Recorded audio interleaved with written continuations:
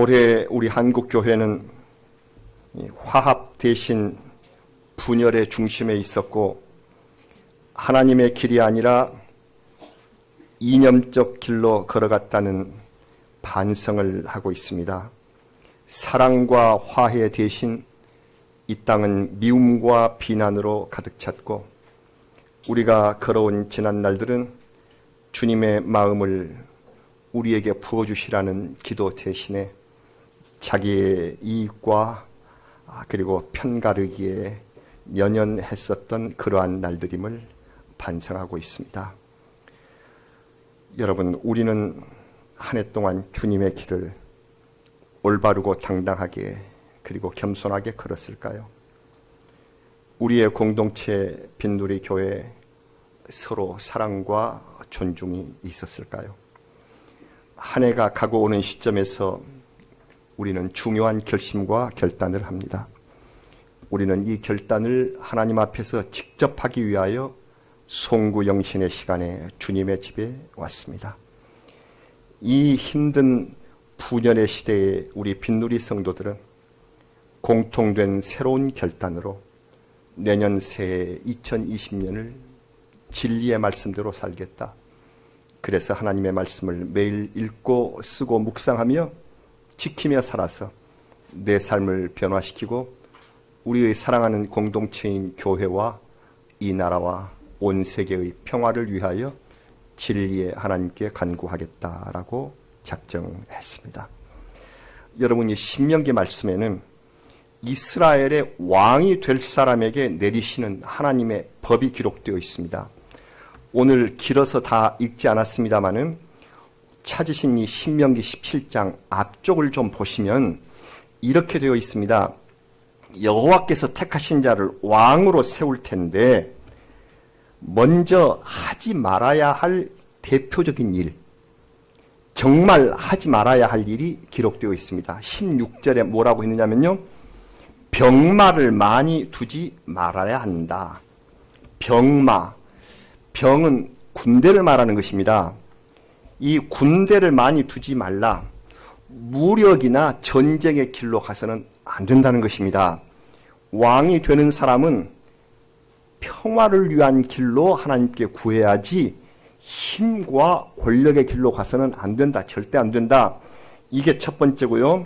다음에 두 번째는 17절에 그에게 아내를 많이 두어 그의 마음이 미혹되게 하지 말 것이며, 아내를 많이 두지 말라. 여러분, 왕은 후궁들을 많이 두는 것이 다반사였지만 이것은 옳지 못한 일이며 마음이 미혹될 위험이 있다.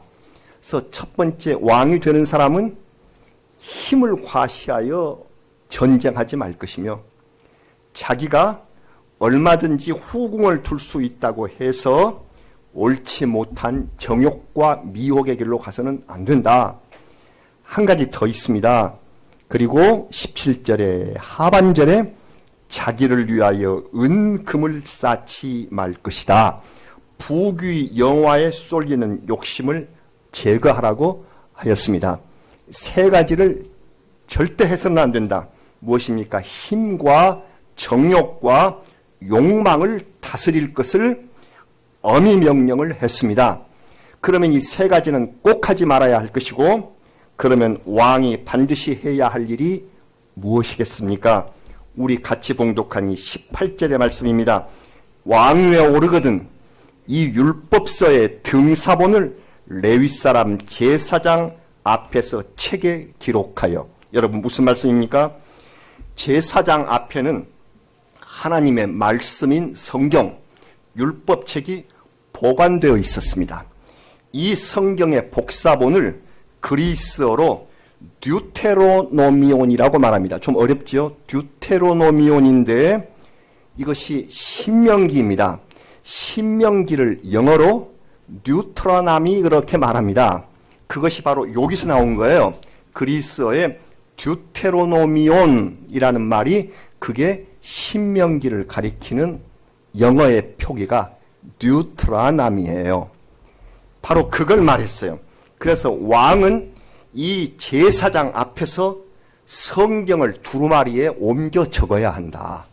이 왕이 할 일입니다. 왕은 성경을 옮겨 적어라. 백성 앞에서 솔선해서 하나님의 말씀을 필사하라는 것입니다. 왕이 해야 할 의무였어요. 임무였습니다. 그 까닭이 무엇일까요? 하나님 말씀을 머리로만 아는 것이 아니라 곁에 두고 실천해야 하기 때문입니다. 이 시대의 지식인들도 다 그렇습니다. 다 내 머릿속에 있다고 생각합니다. 아, 하나님 말씀 그거 복음서에 있는 거야. 그 마태복음 몇 장 몇 절에 있어. 이런 태도를 하나님께서는 용납하지 않으시고 하나님의 말씀을 왕부터 제사장 앞에서 경건하게 옮겨 쓰라고 하셨습니다. 19절입니다. 평생에 자기 옆에 두고 읽어 그의 하나님 여호와 경외하기를 배우며 이 율법의 모든 말과 이 규례를 지켜 행할 것이라. 사랑하는 여러분, 우리가 진정한 그리스도인이라면 하나님 말씀을 알고 따르는 것에 삶의 모든 것이 달려 있습니다. 성경은 그냥 우리가 좋은 것을 사서 옆에 두고 놓아두고 진리의 말씀을 깨닫는 것, 그것 아닙니다. 읽고 또 읽고 그리고 왕처럼 옮겨 쓰고 지켜 행하며 그렇게 살아야 합니다. 이를 통해서 왕은 새로운 믿음과 지혜를 얻게 될 것이며 하나님과 백성 앞에서 교만하지 않고 좌로나 우로나 치우치지 아니할 것이라 하였습니다. 이 시대에 좌로 치우치고 우로 치우치는 이 시대, 그리고 교만한 지식인들이 많은 이 시대, 힘을 자랑하는 세력들이 서로 맞서고 있는 이 시대, 그리고 정욕과 미혹으로 가득 덮여버린 이 시대, 은금을 최고로 하는 이 시대, 그걸 하지 마라. 그리고 무엇을 하라? 하나님 앞에서 경건한 지혜를 얻으라. 왕부터 그렇게 하라. 하나님 말씀입니다. 여러분, 혹시 나는 왕도 아니며 나는 제사장도 아니니까 읽고 쓰기에서 나는 면제된 것이 아닌가 하는 생각을 하고 계십니까? 베드로전서 말씀에는 살아있는 돌과 거룩한 백성에 관해서 선포하면서 이렇게 말씀하셨습니다. 그 유명한 베드로전서 2장 9절의 말씀, 거의 외우시기도 하시죠. 베드로전서 2장 9절 말씀은 무엇입니까? 너희는 택하신 족속이요 왕같은 제사장들이요 거룩한 나라요 그의 소유가 된 백성이니 이는 너희를 어두운 데서 불러내어 그의 기이한 빛에 들어가게 하시니에 아름다운 덕을 선포하게 하려 하십니다. 우리에게 주신 최고의 지위가 거룩한 민족이 되는 것, 그리고 왕같은 제사장이라고 하셨습니다. 무슨 말입니까? 우리 예수 그리스도의 사역이 왕, 제사장, 그리고 예언자이십니다. 그리스도의 자녀에게, 그리스도의 자녀인 우리에게 왕의 권위와 그리고 제사장의 거룩함을 입혀주시겠다는 약속입니다. 왕같은 제사장. 너희는 왕같은, 하나님이 주시는 그런 권위를 입고 있다. 제사장, 그 거룩함을 입고 있다. 너희는 왕같은 제사장이다. 얼마나 감사한지. 우리가 왕입니다. 제사장입니다. 그러므로 이 왕과 제사장이 첫 번째 행할 일은 진리의 말씀인 성경을 기록하고 옆에 두고 읽으면서 여호와 경외하기를 배우고 이것을 지켜 행하는 것입니다. 하나님께서는 그렇게 말씀하셨습니다. 우리는 새해를 맞아서 왕같은 제사장으로 이 일을 시작할 것입니다. 택하심을 받아 왕으로서, 제사장으로서 좌로나 우로나 치우치지 아니하고 경건과 도움을 하나님께 구할 때 하나님은 참 기뻐하실 것입니다. 우리 모두 하나님의 말씀 앞에서 겸손하게 1년 내내 끝까지 포기하지 말고 말씀과 함께 살아가기로 하나님 앞에 서약하십시다. 말씀을 기록할 때 역사하신 성령께서 우리를 도와주실 것입니다. 말씀을 쓰시면서, 말씀을 읽으시면서, 말씀대로 행하시면서 구원과 치유와 회복의 기쁨을 누리시기를 축원합니다. 하나님께서는 우리를 구원하시며 구원 백성을 이 땅에 사시는 동안 아픔과 고통 속에 놓아두지 않으실 것입니다. 치유해 주실 것입니다. 그리고 상한 마음을 회복시켜 주실 줄 믿습니다. 하나님의 약속이십니다. 우리는 이 약속을 가지고 한 해를 시작하며 하나님의 나라와 그의 영광을 보기까지 믿음의 발걸음을 쉬지 맙시다. 바로 1월 1일부터 곧 15가 울리면서 시작된 1월 1일, 우리는 세상의 모든 것보다도 더 하나님의 말씀의 진리에 가깝게 가는 마음으로 1월 1일은 창세기 1장, 우리가 읽고 쓰는 드디어 찬란한 시작이 일어나는 귀한 시간입니다.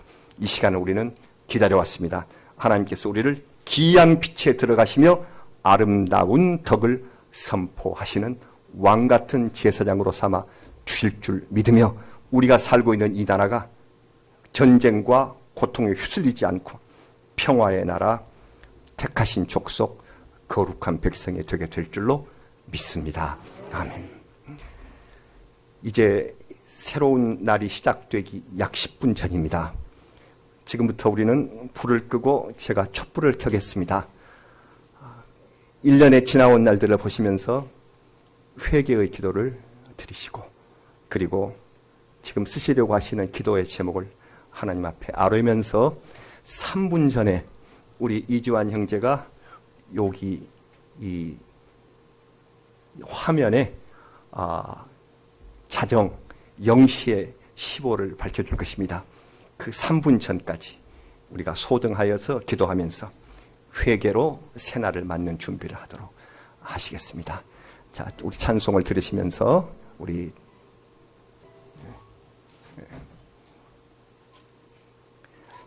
회개의 기도를 시작하겠습니다.